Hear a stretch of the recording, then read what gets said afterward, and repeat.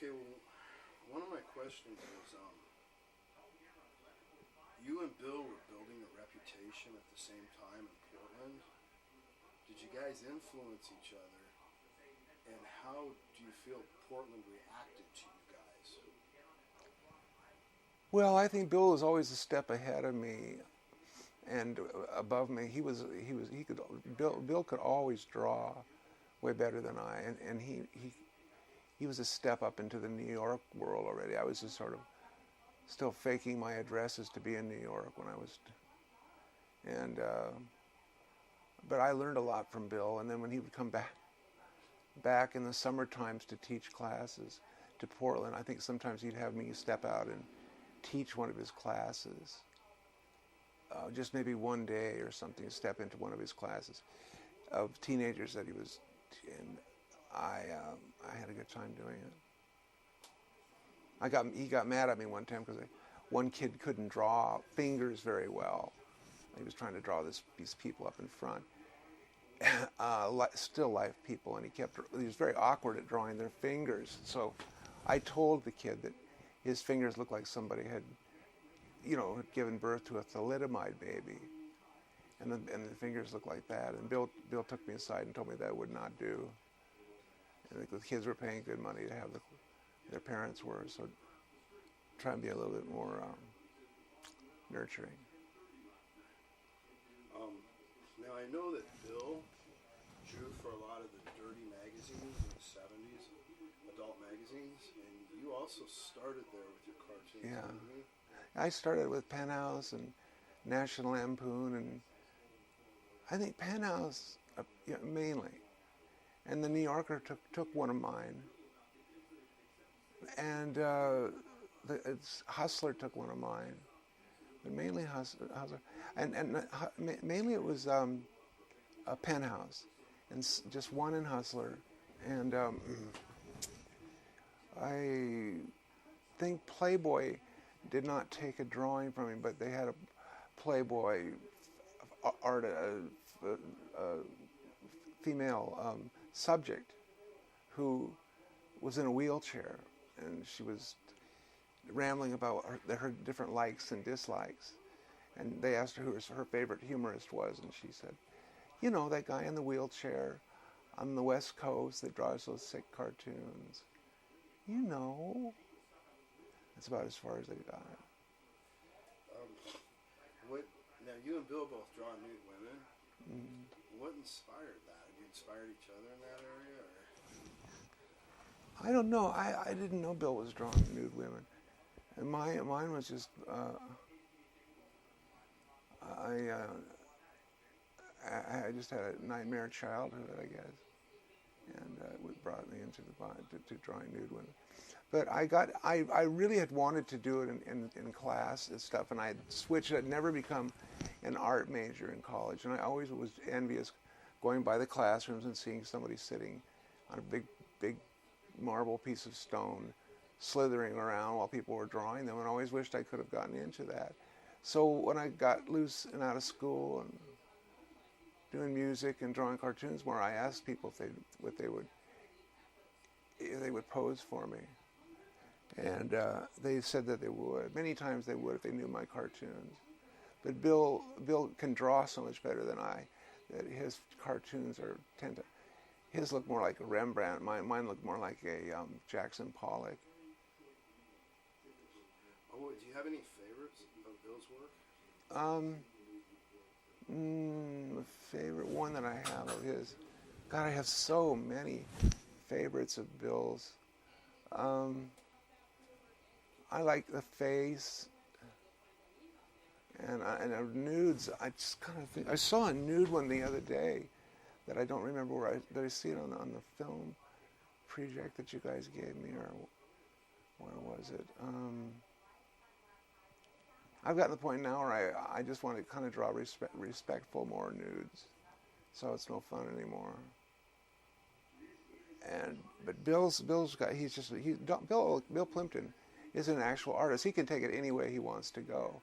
He can be the best animator, which he is, the fastest animator, which he is, the most imaginative animator, which he is, and have the most skill and the most patience and the most focus of any animator I've ever heard of.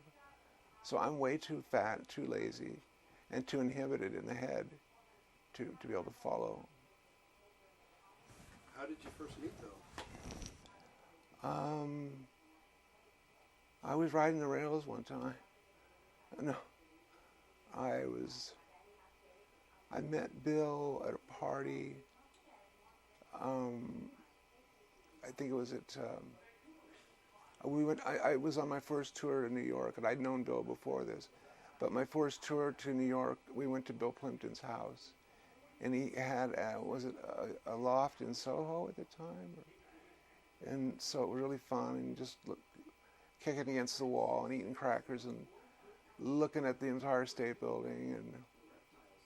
And I always feel at home in New York City. How long did you stay on that trip? Bill gave us a really long, beautiful couple of days party there, and then I had to go down to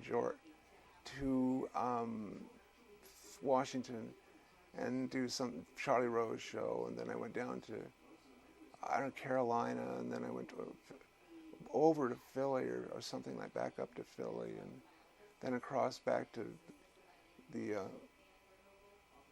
shallow coast. Have you ever had any weird adventures with Bill Plympton?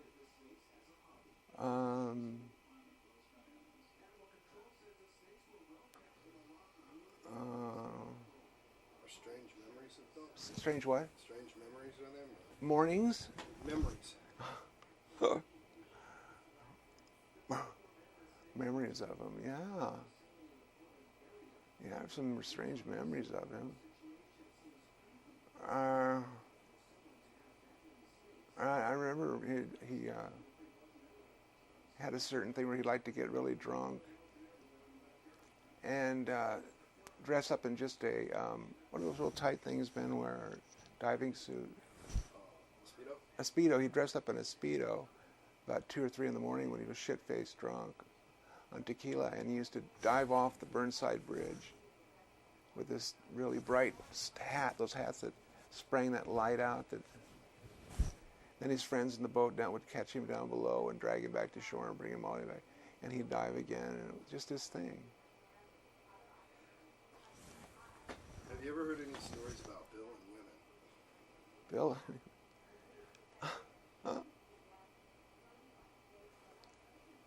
That's a tough one. Bill is he is you look in the sacred phone book of every human female over the age of 18 in this country, and you've got a smiling picture of Bill Plympton with his name and email number next to her.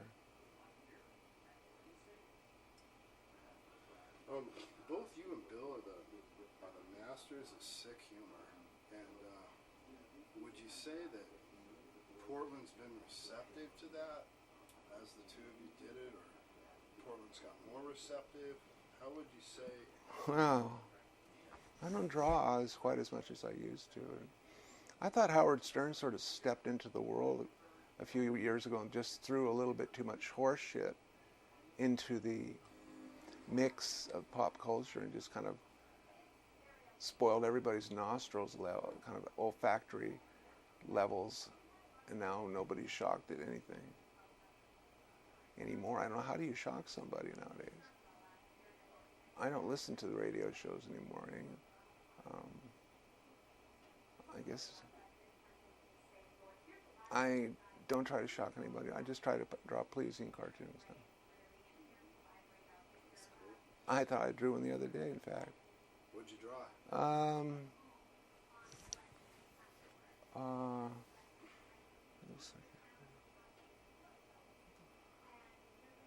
I just drew this one where it shows this duck that's gone down in his little truck, and it's gotten too hot, and his truck is falling apart. And the duck pulls into the service station, and he asks the mechanic, he says, "My truck is boiling over. There's something wrong. Won't run." The service station man says, get out of the truck, go across the street and relax. There's something wrong with your truck. Go across the street and drink a Coca-Cola and a hit of ice cream, and then come back. So about half an hour later, the duck comes back, and he's had his Coke and his ice cream. And he says, pretty bad to the owner, and the owner says, yeah, it looks really bad. It looks like you blew a signal. And the duck says, no, it's just the ice cream. Looks like you blew a, what the fuck? I forget how the joke goes. Can you help me? How does that work? It's going to end up being, no, it's just the ice cream. But the owner of the shop is saying, it looks like you blew a... No ring? Huh? No ring? God, I don't know. O-ring does... Gasket. Yeah, maybe gasket. Sorry about that. Can you edit that down? Sure. It's not worth it. Everybody's probably heard it before in 3rd grade. Thanks a lot, Calahan. Right? Huh? Fuck the whole Is there film. any other thoughts on Bill Plympton? Well, I mean, if I always, Deborah Levin, used to be my agent in L.A., and she used to say to me, if you be more like Bill Plympton and get up and sit at a desk and just challenge yourself all day long and write down ideas and draw them as you think of them and just command yourself and force yourself for 8 hours at one desk and just come up with some shit instead of floundering around those goddamn streets up in Northwest Portland. She said, I used to think, God, if I sat at my desk for 8 hours, only thing I'd end up with is a terrible bed sores, which I'm just getting over now. But I use Bill as a kind of a mentor, because I mean, he knows everybody, and it's fun to be at Bill's house because he knows all the major cartoonists from the class world of the New Yorker and all the people, and it's so fun to be there, and Ken Butler, and I don't know, he's gotten way connected out there. He's very famous now, and he's doing it all. I don't know, what else? And he sends me a postcard every year. That's cool. People never used to send cripples postcards.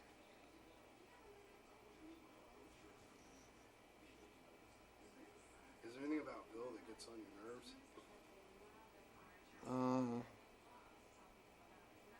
His ability to draw well, one thing. Well, I've got to contend with these crippled little Irish hands. But I don't really care because that gives me my special little drawing style. That's cool. No, Bill's always nice. He never say. There's nothing I really. He's never messed me up. He always networks me to somebody new and some pretty girl. If there's any pretty girls watching, can they contact you? Of course. Okay. Any more thoughts, John? Yeah. Anything you want to say? About anything, including yourself. Myself. Or Huh? the world. Yeah. This watch was given to me by a wino. I made a film. I did a music disc called "Purple Winos in the Rain." And I was talking to a wino who was dying one day, and he was just hanging loose, and he said he'd be glad to give me this watch if I liked it so much. And I said I wouldn't take it. I didn't know he was dying at the time. I didn't want to take it. I took it, and then found out he was in bad shape. But I went back to give it to him again, and he's doing better now, thank God. But he was a super interesting guy, still is. But it's a 100-year-old watch, and it has to be wound twice a day. I guess that's the way it's supposed to be done. You ever drawn that watch? No, I should. Sort of featureless. You know, maybe we can get Bill Plympton to sketch you in that watch. All right. Just nude with a watch on. I like that. Well, thanks, John. Thank you guys. Yeah. And thanks to Jim and to Bill Plympton. Oh, my God. Without Bill's influence in my, because Bill gave me so much encouragement. I want to really seriously thank you, Bill, for all the encouragement that you gave me when you came back from those parties in New York, and it really helped me. Just being around you, and getting to talk to you, gave me the feeling I could kind of carry on and move my way up in this crazy cartoon world. So I'm so glad to see this tribute being done to you. So I'll see you out there in New York.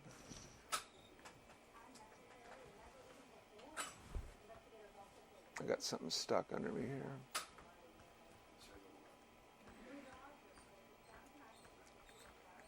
Thanks, John. Thank you. Very from the heart, too. Very John Calahan. Is it very? Usually I'm more smart ass than that. Nice test today.